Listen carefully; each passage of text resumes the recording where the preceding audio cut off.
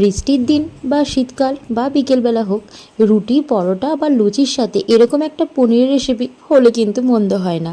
তো চলো প্রথমেই রেসিপিটা শেয়ার করার জন্য দেখো নিয়ে নিয়েছি পেঁয়াজ কুচি আর রসুন কুচি, আর নিয়ে নিয়েছি গ্রেট করে রাখা আদা, টমেটো কুচি, একটু গোটা জিরে, আর নিয়ে নিয়েছি টমেটো সস। এবার পনিরগুলো খুব ভালো করে কিউব আকারে কেটে নিয়েছি।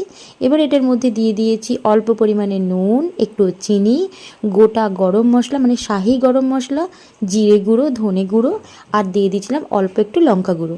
ব্যাস, খুব চটজলদি এটা বানানো হয়ে যায়। প্রথমেই দিয়ে দিয়েছিলাম কড়াইয়ে সাদা তেল, এবার দিয়ে দিলাম রসুন কুচি, তারপর দিয়ে দিলাম টমেটো কুচি। এইভাবে রান্নাটা করতে মাত্র 10 মিনিটও টাইম লাগে না, আমার তো তাই লেগেছিল। এবার দিয়ে দিলাম পেঁয়াজ কুচি। তোমরা চাইলে পেঁয়াজটা এভাবে না কুচি করে কিউব আকারেও করতে পারো, অনেকটা আমরা যেমন চিলি চিকেন বানাই ঠিক ওরকম। তারপর দিয়ে দিলাম লঙ্কা কুচি, ঝালটা একটু কম খাবো তাই একটাই লঙ্কা দিয়েছি। এবার গ্রেট করে নেওয়া আদাটা আমি এখানে দিয়ে দিলাম। এখানে আদা না বেটে গ্রেটারের সাহায্যে গ্রেট করে নিলে বেশি টেস্টি হবে। তারপর দিয়ে দিলাম পনিরের কিউবগুলো। এইখানে পনিরের কিউবগুলো আমি আগে থেকে সর্ষের তেলে মানে সাদা তেলে ভাজিনি, একেবারে মশলা মাখিয়ে রেখে দিয়েছিলাম। এবার আমি ওই তেলের মধ্যে দিয়ে দিলাম। তবে আমার এই পনিরগুলো ভীষণ ভীষণ ভালো। আচ্ছা, এবার দিয়ে দিলাম টমেটো সস। আমার কাছে সয়া সস ছিল না, হালকা পরিমাণে সয়া সস আর চিলি সস যদি দেওয়া যায় তাহলে এটা আরও ভালো খেতে হয়।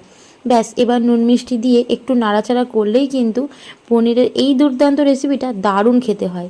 তোমরা যদি বাচ্চাদের টিফিনে রোলের মধ্যে এই পুরটা দিয়ে দাও তাহলে বাচ্চা পুরো আঙুল চেটে খাবে আর প্রত্যেক দিন স্কুল যেতে চাইবে এরকম টিফিনের জন্য।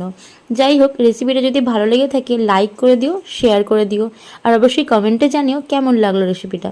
যারা পেজটা এখনও ফলো করোনি অবশ্যই ফলো করো। ইউটিউব থেকে দেখলে সবাইকে বলবো সাবস্ক্রাইব করো। আমি তো দারুণ খেলাম, এটা আমার কাছে একদম ফার্স্ট টাইম বানানো, আর এটা আমার একদম নিজের রেসিপি।